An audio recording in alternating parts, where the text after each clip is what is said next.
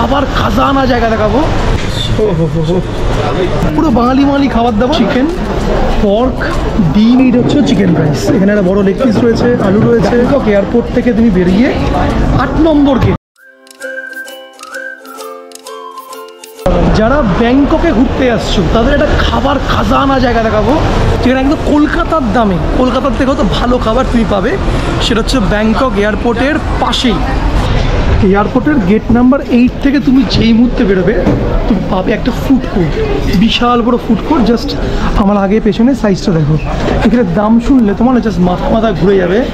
এখানে chicken, pork, ডিম, beef, everything তুমি যা খেতে চাও তাই তুমি পাবে এখানে। প্রথমে একটা ক্যাশ কার্ড করাতে হলো, মানে যে টাকা তুমি খাবে একদম সামনেই একটু কাউন্টার রয়েছে, টাকা দিয়ে কাট করবে। অত টাকা তুমি যদি না খাও আবার তুমি কি টাকাটা রিফান্ড নিতে পারবে। নিয়ে এসে কাউন্টারগুলোতে দেখালেই তোমাকে কিন্তু ভাত ডাল সাজিয়ে মাছ মাংস দিয়ে দেবে। ওই দেখো আমাদেরকে দিচ্ছে। এইটা হচ্ছে চিকেন রাইস। এখানে একটা বড় লেগ পিস রয়েছে, আলু রয়েছে, ঝোল, ভাত। পুরো বাঙালি খাবার দাবার ব্যাংককের এয়ারপোর্টে এসে। দেখো জলের বোতলটার দাম নিল হচ্ছে 10 থাই বাট, আর খাবারের দাম 60 টাকা, 65 টাকা, 70 টাকা থেকে শুরু। আমরা যে চিকেন থালিটা খেলাম সেটার দাম নিল 60 টাকা করে মাত্র। সে কেমন দেখালাম।